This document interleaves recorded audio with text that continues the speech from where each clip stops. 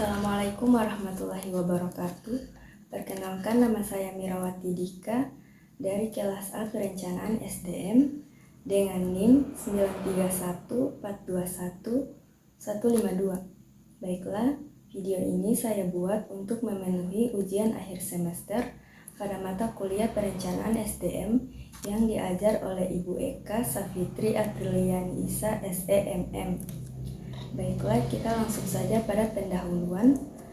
Industri jasa keuangan mengalami krisis memaksa CEO B1 Frank William untuk mengeluarkan mandat pengurangan biaya sebesar $700 juta pada tahun 2009. Dalam menghadapi tantangan ini, perencanaan tenaga kerja menjadi kunci dengan fokus pada visi jangka panjang organisasi dan tujuan bisnis di masa depan. CEO B1 Frankie William memimpin upaya perencanaan tenaga kerja dengan memerintahkan pengurangan biaya sebesar $700 juta pada tahun 2009. Langkah-langkah pengurangan biaya termasuk konsolidasi, perampingan fungsi, pengurangan lapisan manajemen, dan pemotongan sekitar 2.000 pekerja. Namun, perencanaan tenaga kerja yang efektif tidak menyebabkan kekacauan, melainkan menambah variabel baru ke dalam simulasi, memodifikasi proyeksi, dan menyesuaikan kebutuhan talenta perusahaan. Pendekatan B1 terhadap perencanaan tenaga kerja menonjol karena fokus pada visi jangka panjang organisasi dan tujuan bisnis di masa depan. Mereka memulai dengan menyusun model untuk setiap unit bisnis, melibatkan pemimpin dan analis dari lini bisnis, serta tim metrik dan analitik. Melibatkan para pemimpin senior dalam proses ini penting untuk memastikan pemahaman yang mendalam tentang kebutuhan bisnis. Penggunaan model perencanaan tenaga kerja yang canggih memungkinkan B1 untuk mengelola permintaan dan pasokan tenaga kerja dengan fleksibilitas. Mereka dapat mengantisipasi kebutuhan talenta untuk berbagai skenario bisnis, memungkinkan pengambilan keputusan yang lebih responsif tanpa harus menunggu siklus anggaran berikutnya. Kasus ini memberikan kontribusi terhadap pemahaman perencanaan sumber daya manusia dengan menyoroti pentingnya menghubungkan perencanaan tenaga kerja dengan visi jangka panjang organisasi dan melibatkan pemimpin bisnis dalam proses tersebut.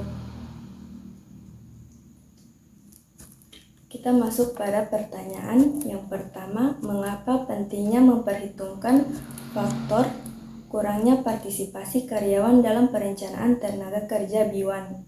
Yang kedua, memisahkan proses perencanaan berdasarkan unit bisnis dan melibatkan beberapa lapisan pemimpin.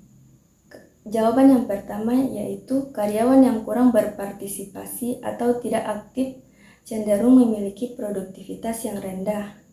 Ini dapat menghambat pencapaian tujuan bisnis dan kinerja keseluruhan perusahaan.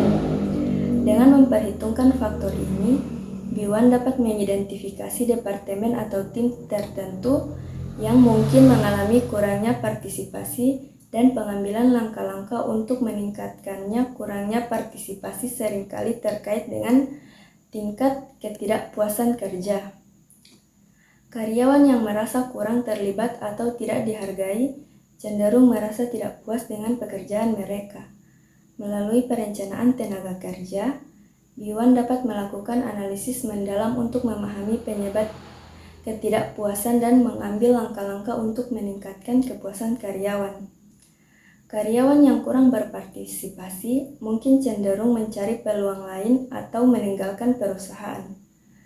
Risiko turnover dapat menyebabkan kehilangan bakat berharga dan biaya penggantian karyawan. Dengan memasukkan kurangnya partisipasi ke dalam perencanaan tenaga kerja, B1 dapat mengidentifikasi potensi risiko turnover dan mengambil langkah-langkah pencegahan atau perbaikan. Perencanaan tenaga kerja yang baik harus memperhitungkan faktor motivasi dan keterlibatan karyawan. Kurangnya partisipasi dapat menjadi indikator kurangnya motivasi atau keterlibatan. Teori yang mendukung pernyataan tersebut yaitu teori dari Graham Steiness. Beliau mengatakan bahwa membawa karyawan ke dalam proses perencanaan dan pengambilan keputusan sangat penting untuk menghindari konflik dan meningkatkan produktivitas. Jawaban kedua yaitu memisahkan proses perencanaan berdasarkan unit dan melibatkan beberapa lapisan pemimpin memiliki beberapa manfaat. Pertama, memungkinkan penyesuaian strategi dan rencana operasional sesuai dengan kebutuhan dan karakteristik unik dari setiap unit bisnis. Kedua, hal ini memungkinkan adanya kepemimpinan yang lebih dekat dengan tim, sehingga keputusan dapat diambil dengan lebih responsif terhadap dinamika setiap unit. Namun, ada beberapa kelemahan yang mungkin muncul. Pertama, koordinasi antar unit bisnis bisa menjadi lebih kompleks, terutama jika tujuan dan strategi mereka tidak selaras secara menyeluruh. Kedua, terlalu banyak pemimpin bisa memperlambat proses pengambilan keputusan dan menghambat fleksibilitas. Selain itu, risiko terjadinya silo informasi antar unit bisnis juga dapat meningkat. Intinya, pendekatan ini bisa berhasil jika ada koordinasi yang baik antar unit bisnis dan pemimpin serta komunikasi yang efektif. Teori yang mendukung pernyataan tersebut. Henry Mintzberg mengatakan, struktur organisasi dapat dibentuk oleh berbagai elemen termasuk diferensiasi dan integrasi. Memisahkan perencanaan berdasarkan unit bisnis dapat mencerminkan pendekatan yang lebih terdiferensiasi dan sesuai dengan karakteristik unik setiap unit. Kesimpulan,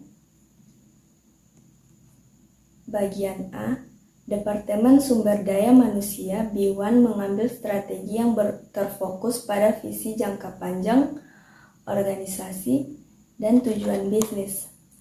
Mereka memulai dengan menyusun model perencanaan tenaga kerja untuk setiap unit bisnis dan melibatkan pemimpin. Selain itu, departemen ini menerapkan strategi kolaboratif dengan membuka pintu bagi para pemimpin bisnis untuk terlibat dalam proses perencanaan tenaga kerja. Hal ini membantu dalam menyelaraskan perencanaan tenaga kerja dengan kebutuhan bisnis spesifik masing-masing unit. Yang bagian B, perencanaan sumber daya manusia merupakan landasan kritis untuk keberhasilan dan keberlanjutan organisasi dalam lingkungan bisnis yang dinamis. Perencanaan sumber daya manusia memungkinkan organisasi untuk memastikan keberadaan tenaga kerja yang sesuai dengan kebutuhan. Ini membantu menghindari kekurangan atau kelebihan karyawan, sehingga setiap individu dapat berkontribusi secara optimal sesuai dengan peran dan tanggung jawabnya. Dalam menghadapi dinamika bisnis, perencanaan SDM memungkinkan organisasi untuk merespons perubahan pasar, teknologi, dan strategi bisnis dengan lebih cepat dan efektif. Ini mencakup penyesuaian terhadap restrukturisasi atau perubahan dalam kebutuhan keterampilan. Baik, demikian video ini saya buat. Lebih dan kurangnya saya mohon maaf. Billahi taufiq wal hidayah. Wassalamualaikum warahmatullahi wabarakatuh.